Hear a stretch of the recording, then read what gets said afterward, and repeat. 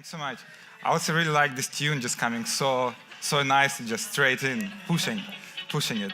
Hello everybody, thank you so much for coming, and I actually would really love to start by making something really official, and it is, I'm really thankful to Anton Kats for having me here, and I have to say that my experience is just starting from the airport, from the people who pick you up to the people who open the door and obviously organize it all. It has been, from my perspective, absolutely a very kind event.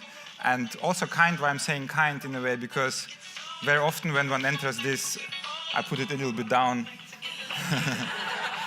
Otherwise I feel too lucky. So when one enters, very often when one enters events like this, which are, and I enjoy this a lot, very kind of knowledge heavy, then the notion of kindness very often diminishes, I find, because the knowledge is often just so violent. But I really had the kind of this impression that from the, from bottom to the top is a very kind, very opening environment I've been immersed in. And maybe I just start not to talk about the project, but talk by the means of the project, which I really enjoy doing. And I think also another thing, sorry, it's a long, prolonged introduction.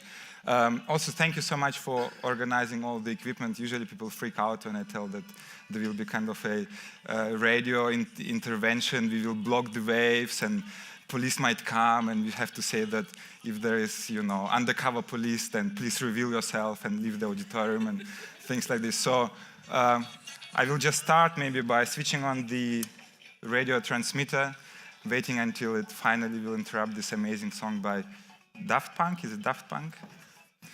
Goodbye, Daft Punk.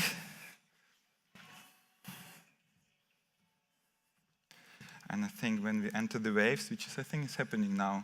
Also, the transmitter is very gentle, it takes time to warm up, and, it doesn't just interrupt the radio waves, it introduces itself slowly.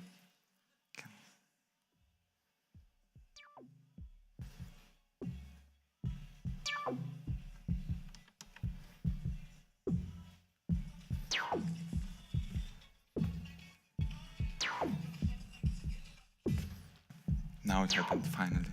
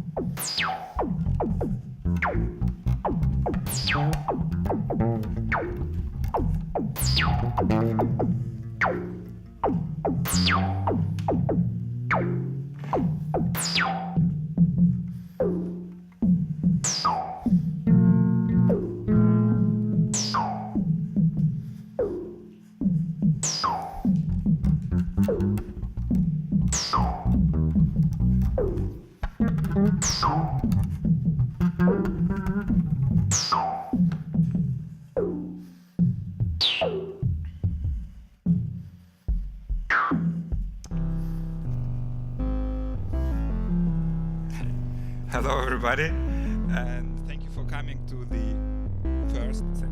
Can we hear us? Can we hear ourselves? Cool. Hello?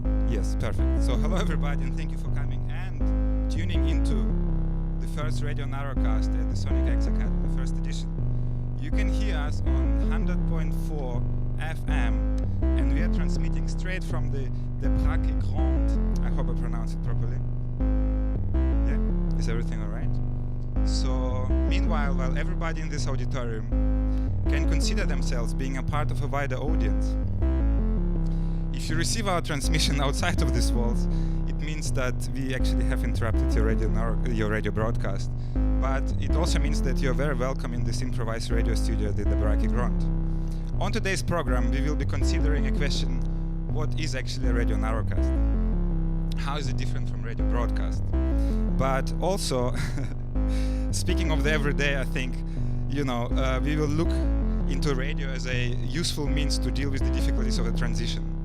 And today we'll be looking quite a lot into developing the notion of transition and the notion of in-betweenness, and what both of this notion can actually mean in the practice of the everyday. And in order to do this, I will turn this a little bit down and start avoiding theory. And we will start avoiding theory. Can I have this microphone, please? Thank you. I will start avoiding theory by introducing something quite important for my practice. Can I have this, please?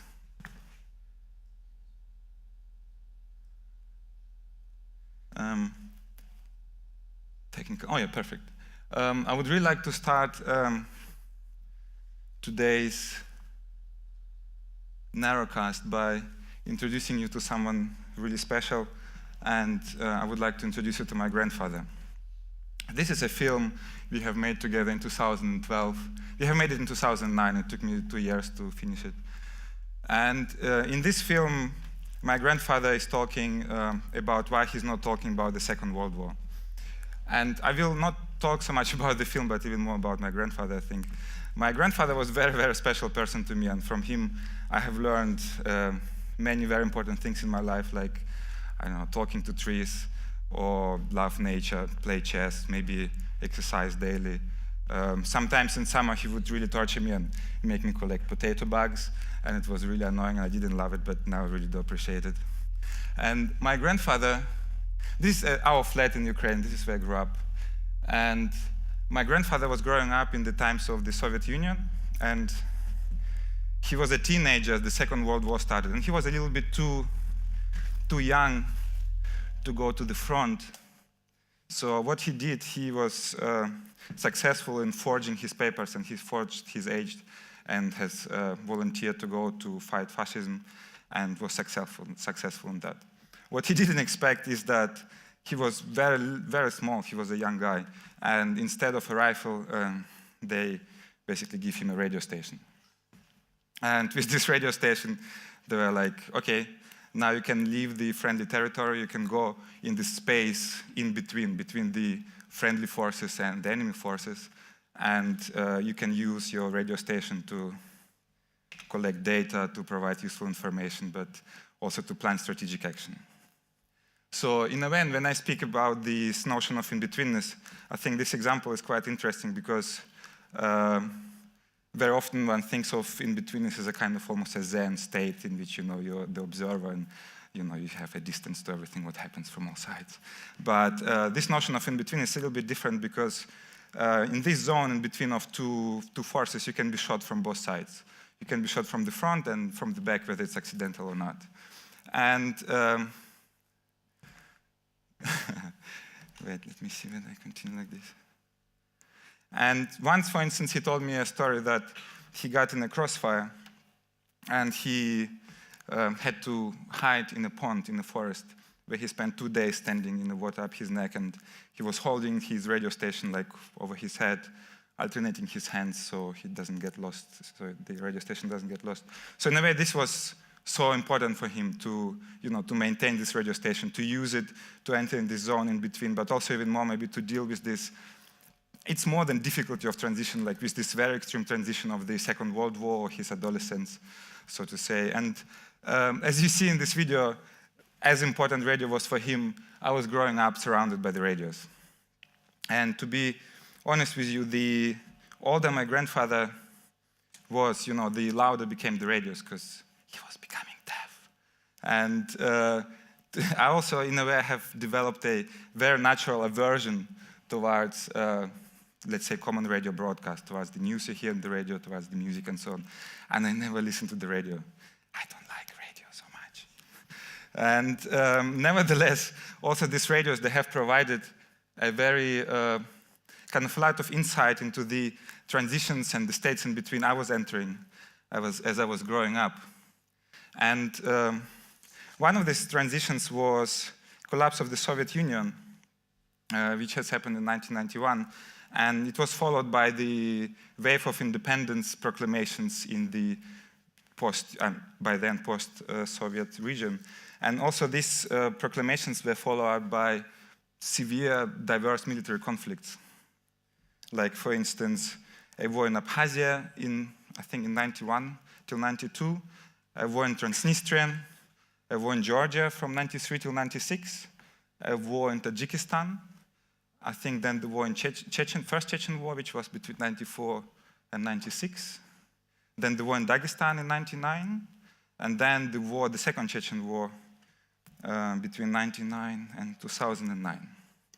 And this was one of the things we've been hearing through the radio, and also to maybe clarify one of the other transitions which was quite important for us back then, how do I get my mouse this way, was that the state was opening towards a free economy, which was quite new. The planned economy has quite rapidly changed to the free market economy, and the young Ukrainian state, so to say, was quite vulnerable to receive new cultural agencies and new goods and many new exciting things. And this is a work, it's called Butter, and it was a contribution to a project by Hiva K.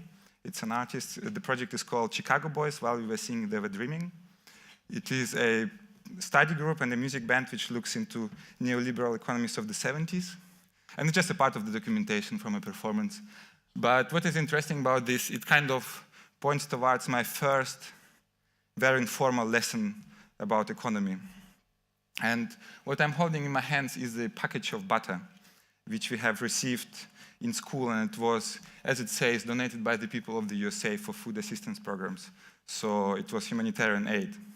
And I have to say, it was very amazing butter. I have never eaten butter that great. It was very salty and very special. I really loved it.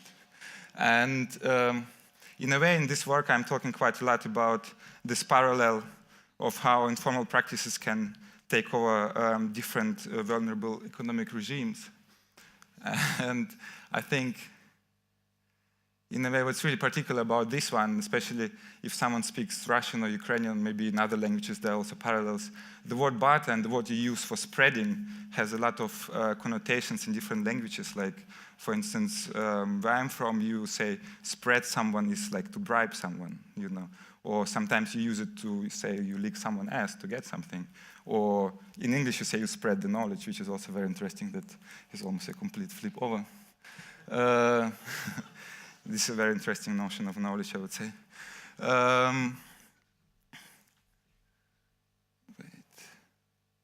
But so yeah, in a way, it was very interesting to see that in this relationship, the country was taking over, so to say, not by foods, by boots on the ground, by the foods on the ground, And it was kind of not such a violent conflict, and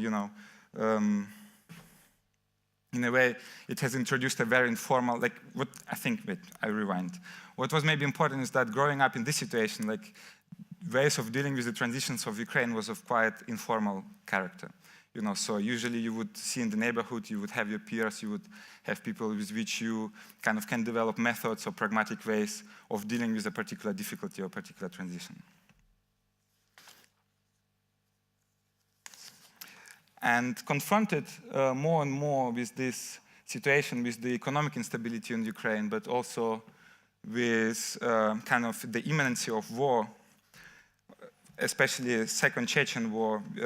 In this time I was entering, becoming, old enough to go to army. And as much Ukraine wasn't involved directly, there were cases of people being sent to war. So my family and me decided to leave Ukraine and move to Germany and claim asylum. And this work is called Tourist, and it actually also is a little bit more of a documentation. It documents the last half an hour of me being a refugee. And this is very interesting, I think, connects quite well to what Katrina was saying about eroticism and thought. And I think here you can see that my nationality for quite a while was XXX. And I think if there is eroticism and thought, then there's also pornography and nationality. I think it kind of works well together. So in this work, I'm basically just cueing in this procedure a little bit maybe also, as Luis was saying, in this shamanic way, I'm just attaching a camera to my chest, as tourists would do sometimes, and just stand in queues and talk to people about, their impression of what is going on. This is a far-right counselor in Germany who finally gave me my German passport and Germanized me, opening up doors in Europe. And this is the national anthem. It was amazing to sing it. Eventually, after I finally got Germanized, I have decided to leave Germany because it was enough. And, what can I say? And I thought, as maybe Rosa was saying, my relationship to academia is a very particular one because moving to Germany, in a way, I had to legitimize myself on a very simple level, as a juridical person. And moving first into asylum, we were not allowed to leave 50 kilometers radius from the actual place. And then entering institutions became a practice which has allowed me to, get a legitimatization to be able to go somewhere to do something. So in a way, I was a very informal body myself, and I have found myself in this kind of state in between of two states, of which both of them wants to expel you in one or another way. Like Germany would love to send me back, and Ukraine potentially would love to kill me by sending me to war. Not fun. But maybe just that there are no misunderstandings. I'm not showing this work to, how should I say, to pursue a line of self-victimization. I'm doing all right, and I feel like this enormous privilege, being here, and I feel immersed in this. So it's not to, kind of that, make no mistake about it.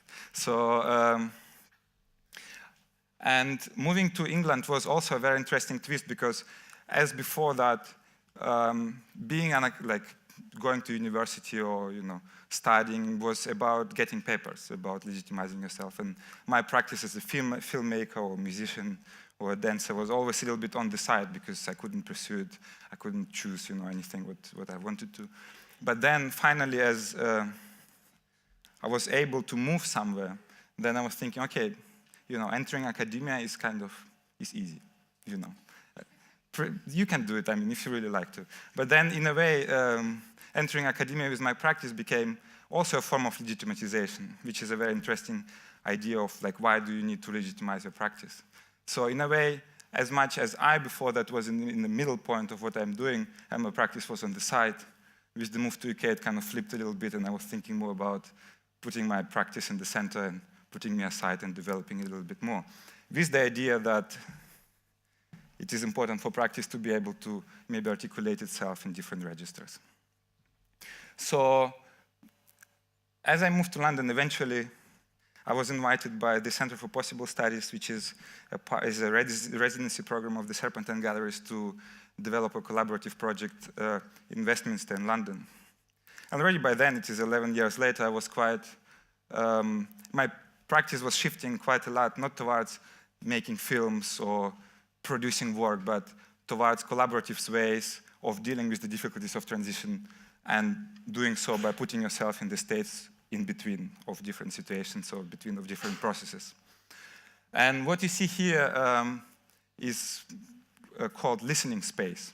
And it's not me who is calling this listening space. This project was developed, this is how the Radio Sona project or how the Radio Narrowcast has started, was developed in the Westminster area, which also is an area which undergoes a very quick process of redevelopment, gentrification, however you call it. It has a lot of violence. It has different social issues which are felt quite strongly on the ground. And this project was a collaborative project with the students of local academies, with market owners, with passers-by, with neighbors. And very often what we have heard is that, or what people are saying, that our voice is not being heard. So this is where the idea of the listening space is coming from, basically inflicting a particular, or cracking up space within public space in order to generate work which is useful for the people who are involved and which is in a way pragmatic. So this is how the notion of radio kind of started kicking in and how the idea of the Narrowcast started developing. And the idea of Narrowcast is very simple. Obviously it is kind of a twisted understanding of broadcast, almost a reverse of it. And it looks into this idea that if you make radio, which is also a medium of listening and looks into different ways of approaching sound investigation, listening, then while radio very often operates from kind of a very enclosed studio and it is one-to-many communication, our idea was to flip it and to open up the studio and also to question the notion maybe of transmission, who transmits what to who, why is it being transmitted, what is the agency behind it. So this is one of the narrowcasts. Yeah, we've been working quite a lot with sound and listening, but again, in a pragmatic way, creating sound maps, creating manuals, creating instructions of how you can approach diverse forms of investigation in the neighborhood in order to provoke, let's say, positive change together. This is one of the maps we've been creating. This is another map. Also, in terms of sound, we've been very much interested in, of course, in assigning maybe also musical meaning to social relationships and musical meaning to the neighborhood, but also in understanding of how a sound in the neighborhood appears, or how a sound in space appears. What history does it have? What questions of labor arise? What questions of social organizations can be derived from there? A lot of sound workshops. In 2014, the project was invited to travel to Jamaica, to downtown Kingston. This is one of the narrowcasts in the downtown neighborhood. And maybe to contextualize this a little bit, downtown Kingston is, although it is a historical center of the capital, through the political upheaval of 70s, 80s, especially 80s, it got, pretty much abandoned. And then squatted to maybe 60–70%. And now you still have a business center happening there, and it's absolutely beautiful place. But the situation there was even more extreme as obviously the one in London with all the redevelopment, because the notion of poverty or the notion of social kind of disadvantage there is far more, maybe I'm not afraid using this word, it's far more absolute, you know. So the struggle for survival, which might be also a big term, is felt there quite a lot. And in that sense, in a way, with my project, I was thinking that, you know, it can also provide means to open up space in which useful work in a particular locality can be developed. And even more, maybe also, I will say this later. So this is, this on the left, is Studio 174 is the place where the project is situated. And speaking of arts academies, this is also a very interesting place because this has started as a grassroots organization, maybe, I think, 10 or 11 years ago. And very organically, it grew into a grown-up arts academy for local neighbors, not just for young people, but also for adults, which partly works curricula and extracurricular as well. So these are the narrowcasts. For us, it was very important, again, that the studio is opened up and then the roles of speakers and listeners always interchange, but also interchange in terms of the agency, as in it can contribute to a particular practice. This is another narrowcast image. Working over years, we have developed many methodologies. In a way, very often I had the feeling that the project just started to be about the method, you know. So how do we do things? How we do develop work together? How collaborative work can be done in a useful and a pragmatic way? And then for us, at some point, it was very important to open up our methods and to reflect on them in a wider field of not just radio practices, but as it's often said, I'm not so committed to this word, but socially engaged practice, whatever it means. And we have published a book. It is called Sound Space Downtown, and it has a lot of methods for sound investigations, for listening, for action in public space, but it also has cooking recipes, and it looks quite a lot into oral histories of a particular place. Okay, this is one of the works. We've been from the sound investigations, we have discovered that very often when we talk about housing or violence or drugs or dogs or particular situations we encounter in the everyday, that the connotations of the words are very different. So we have tried to create an archive of sounds and terms which relate to this in a particular manner, and create what we have called a sound alphabet, which basically kind of with an attempt to ground ourselves in understanding of what's going on. Oh, I have only 10 minutes? Okay, but I wanted to show a film as well. Okay, I will not run through it, but I will do quicker.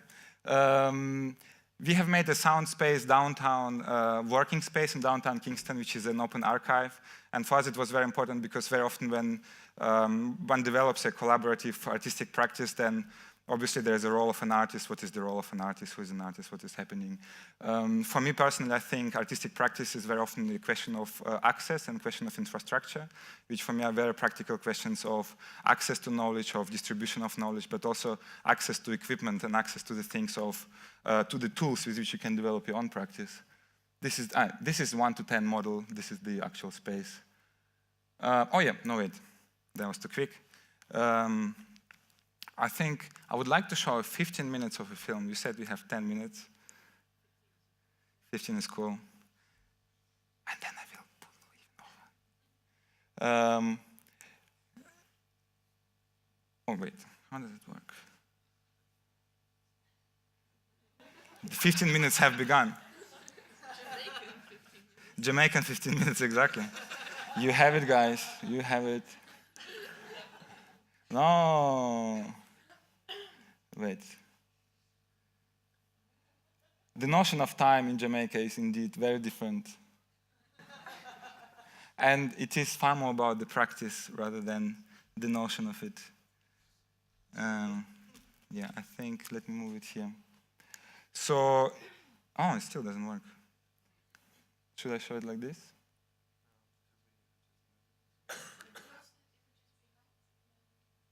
Like this once? Okay. Maybe I should switch off this one.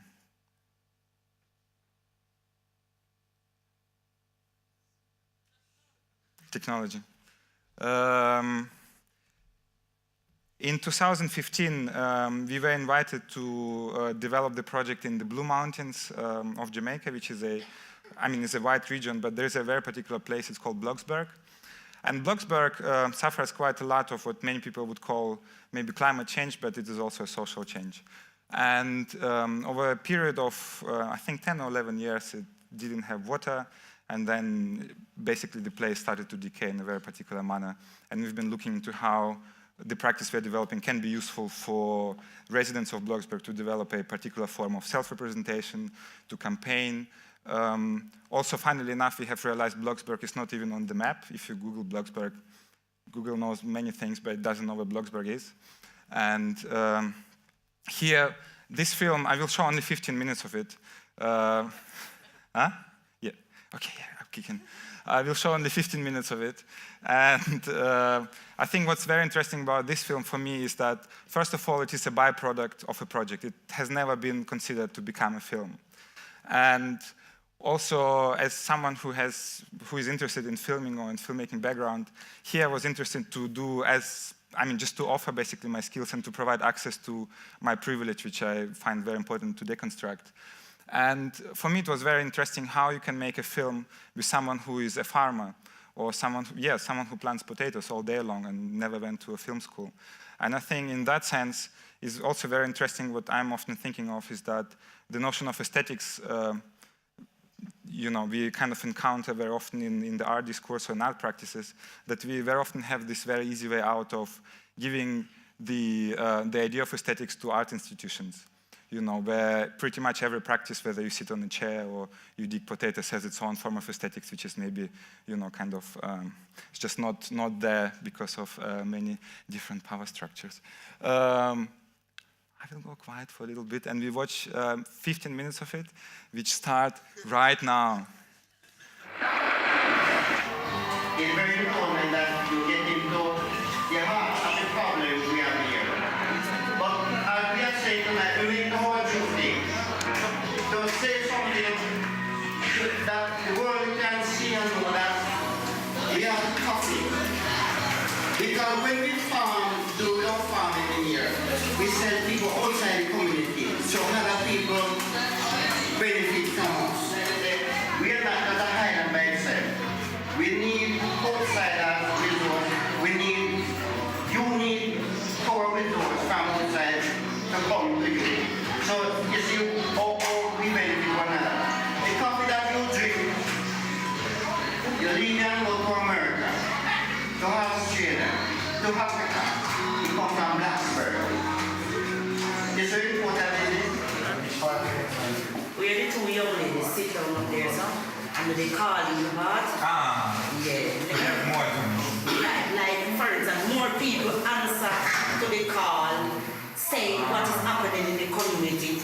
And also for me it's important because there are obviously parts which as soon as the film goes out, it will be very different than when we watch it together. Because I feel responsible, not putting anything out that would bring a disadvantage. I'm more worried about the opposite. Yeah, do you have other suggestions or proposals, directions it could go? Anything else? Do I understand it right? This moment with Mr. President. Yeah, what do you think? Just step up that piece. So everybody is agreeing on that. Right. Okay. Here we go. If I had the wings of a dove, if I had the wings of a dove. The Burger Man is on. Welcome to another edition of Block Space on Bloxburg FM. Block Space is a community radio program that focuses on issues affecting the Bloxburg community. I'm your Vivacious host, Khadija Thomas. And I am your Ebony Leslie. For more than 15 years, Bloxburg has been without the proper water facility. So they have to find ways and means of conserving water. You're right, Penny. Imagine no water for more than a decade. I would go crazy. The pipes are rusty. The tank is empty. It is a struggle in this community to carry water from long distances. Listeners, residents have to utilize different means of transportation to fetch water. And by transportation, I mean donkeys, bikes, etc. They compose a film which highlights the plight of the residents. Let's see now. Easily.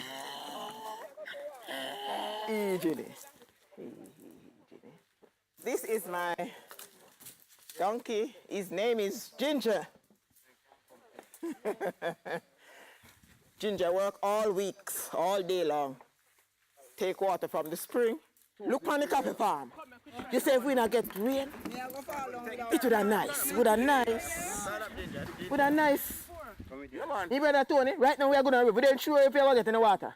But anyway, we could take time and go down. Yeah, we don't take time and rock, man, don't fall out, Because we don't have to take on the time, At 4 o'clock for me to dry the water. Lord have mercy, man.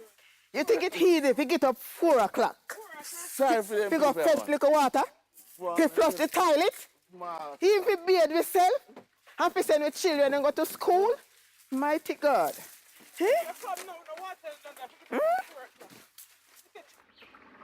Make me full. You know I'm full too.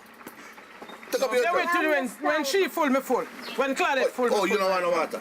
No. Me working for me little then. Go long, man. When the kids feel look at me, What's feel this full. little careful boiled tea? We can't do no better. No, can't no water. Water See finish. Dry. Okay. The empty jug, I put that back on my donkey. Empty jug. I don't know how the whole lady go manage to flush the whole toilet then. We look on the condition where the people at Blacksburg St. Andrew have your face. Have your face. Even the little old lady coming on look for the water. And she fall over the top there. See she up there lying down under the margin. She can't manage it. This place I reach to a place where the people stress out. You understand? I just remember a few days ago, I was coming from a field and I stopped at the house and I begged some water. And when I begged the little water, you know the lady tell me say, you have 2 little buckles. One for wash out in two little pot them. And one for go and drink for eat some ripe mango and she have diabetics. So the little water you can't share. Look what the community come to. If you were dying and begging little water, you can get a drink of water. Is your name caller? Hello, tell us your name. I'm Diplomat. Hello, you're live on Block Space. Tell us, how long have you been living in Bloxburg? All 40 years. And is the water issue also affecting you as well? It affects me, it also affects a part of my body because there's diabetic in certain form. Yes. So I have to drink a lot of water. So I'm getting less water. Yes. So it is affecting me more. We were hearing before that your MP, has he visited the community lately? Why? Last year, come here, went to the fire burn. When the whole community was under fire. Yes. But he come when the fire not finished. When we call him to help us with the truck and thing, he never come. When the fire reach to a place now when people burn out and tired and then I full of fire dust, that's the time present. Yes. And he promised us we're going to keep... We're going to make a shout. Yeah. Brother. Reggie, we're going to make a one. We're going to make 3 shouts. Yeah. And we're going to say, Emmanuel. Yeah. And then shout again, we say, Emmanuel. Yeah. And then shout again, we say, Emmanuel. We have begged you for some rain. 1, 2, 3. Emmanuel! Oh God! 1, 2, 3. Emmanuel! Jesus. 1, 2, 3. Emmanuel! Send rain. Send rain! You reached out to your MP for help. Yes, he coming to the area, you know. I would tell him about the water and he promised us to give us water. But up to now, we don't hear nothing, we not see him. So we just suffer right now up here. It's really rough with us up here. One time, we down there, my head raised. Spirit have passed through another spirit has said, but what is someone that doing at the road? I want to pass. I mean, realize a spirit them. So, it's really rough on us up here. Trust me. I can't vote me Thank you, Anwar. Thank you, Anwar. So we have the fun picking. Put them on. No, between us.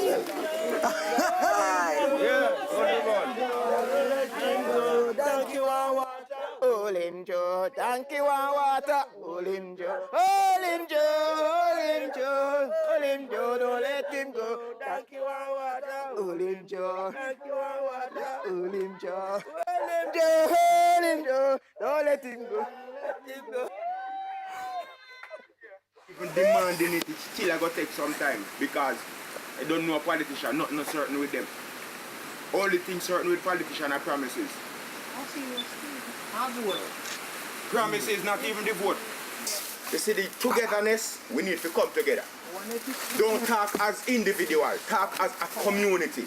The thing is, we need to stop thinking that way. We need to start to think long term. You understand me? We need to start to think that when our grand picnic come up, there is something we lobby for, put in place, where them can come up and benefit from. Those are the things that we need to be thinking about now and talk about what politicians now do for it and start to try to do for ourselves. Being here as a farming community, and if we not help ourselves. So until we push out ourselves out there and start to do some big smart, say, all right, then you hear me? Whether we put together, get a ride, and we go down there, and not just go down there, we need to put our problem documented, properly documented. That means so whenever we go down there and we are state a problem, we not buck shuffle, we not talk like we don't know what we attack, we know exactly what we need. You understand what I mean? That's what I mean when I said proper representation. Yes, there are capable persons in the community who can take charge. There are capable persons in the community, but the thing is, we need a togetherness. We don't need never say, all right then, we need road. And we don't need Mr. Bartley say, all right, we want water. We need all the community saying to one thing. We need this. We're going towards this. Right,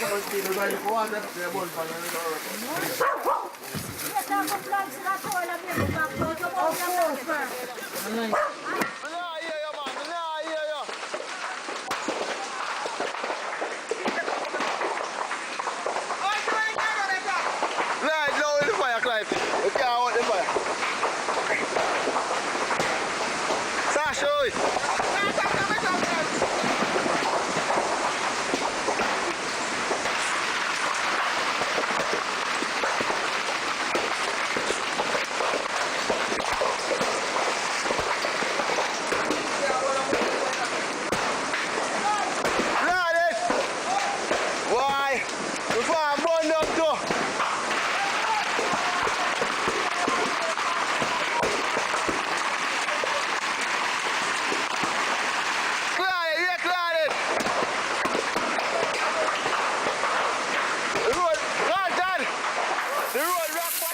If you see it. Because this is the seed. Hello? Ah, yeah, I'm back. Cool. The film is 30 minutes long. This was just a small excerpt. You can find it online as well, and I think, I will transition towards a closure of this small talk / presentation. The work in Kingston continues, and actually what I was looking into developing was this notion of radio as an existing social power, perhaps one could say. And also let me open it here. And the talk is called Radio Sound System because for me it is very important that many projects I don't know how to do it big. I just leave it like this. That many projects not only develop their own form of aesthetics, but also can exist without an artist being present to reinforce them or to push them in a particular direction. And the radio sound system there's actually a manual to it as well, is a functioning mobile radio system which derives from this notion of Narrowcast we've been developing in downtown. And the idea of sound in Jamaica is very particular. Sound is also very often referred to a gathering of people. So if you go to a sound, you often go to a sound system, or you go to a party or to an event, very often you say to a sound. And I think the notion of sound also has a very material dimension to it, as in, for instance, Sebastian is a sound guy. It's a very solid person. So there is a, oh, you're very welcome. And what we are thinking that it would be very nice to develop something you can just roll out and create a small happening in downtown, and that everybody in the neighborhood can access it to develop their own work, develop their own, not radio-specific content, but develop something which can be useful in the everyday. And I think on this note,